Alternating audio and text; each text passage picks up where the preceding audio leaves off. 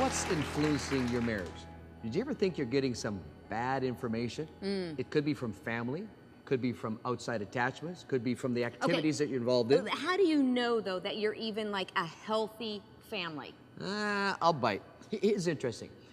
Before you know whether you're getting bad influence, you gotta understand maybe at the core of what a healthy family might look like. I mean, if you don't have that, you know, you're gonna be messed. So when Bill's gonna give his best perspectives on some of this bad influence you might be having that you gotta work through, keep this as kind of a frame of reference of what the beginnings of a healthy family might look like. First of all, there's this true sense of being loved, belonging, and safe. You've gotta have that sense of I belong here, I'm loved. Secondly, there has to be this open and honest communication that's conveyed with respect. There's this sense that Respect is huge. I'm listened to. They Yeah, listen to definitely. me. They respect me, right?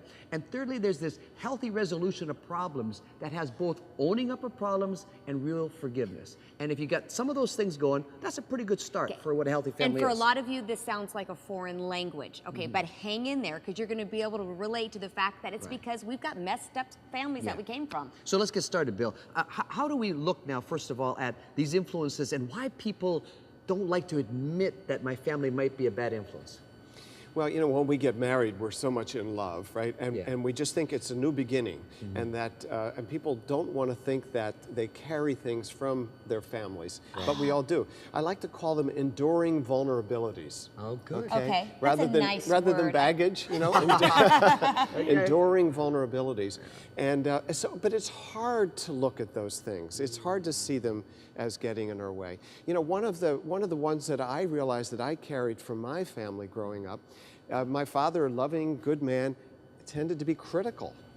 And so an enduring vulnerability I've had to deal with in my marriage is that if I feel criticized, I get really defensive. Instantly. Instantly. Because it takes you back to that little boy and the dad responding could never to do you. enough. Yeah. And so we all carry vulnerabilities from our past. Yeah, and my poor husband, I had the whole suitcase set. Yeah, as a matter of fact, we're going to call those UV rays, enduring vulnerability rays. And, you know, you were real sunshine in that area. Oh weren't yeah, you? yeah, lots of sparkle. But we I've all run do. into We all it. have things, right? Of course, and it's a question of not being ashamed of them, but they're part of who we are. Just like our bodies, you know, we carry, you know, the shoulder gives out a little bit, or the knee isn't so good. Right. And as we mature, we understand that we're not perfect, and that some of those imperfections come from our past. But you know what?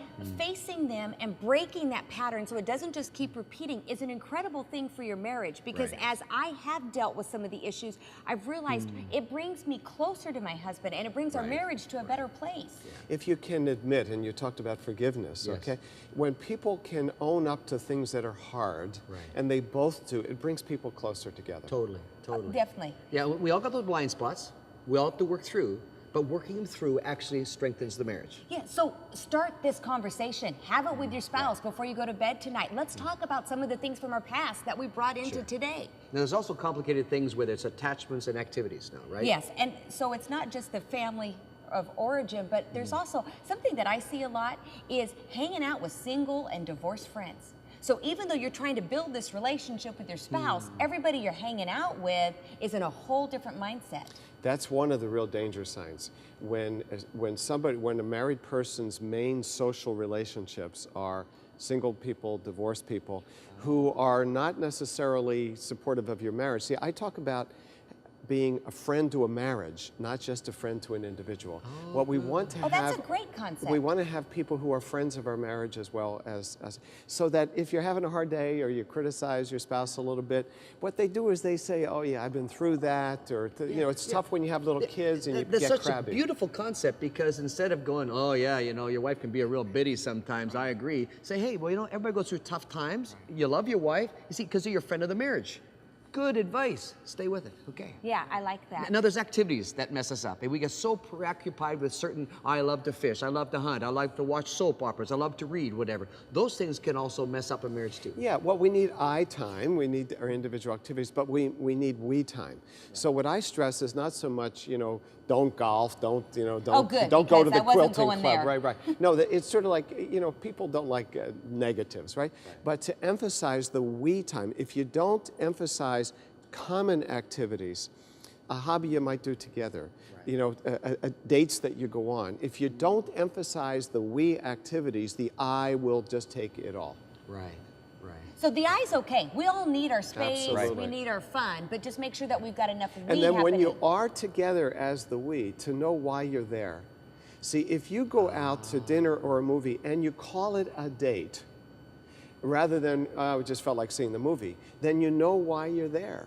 You know you're there for the two of you. You're there to collaborate in the relationship. That's right. Doesn't matter what the activity is, it's to come It together. almost It's to be doesn't matter together. what you say on that date, you know why you're there.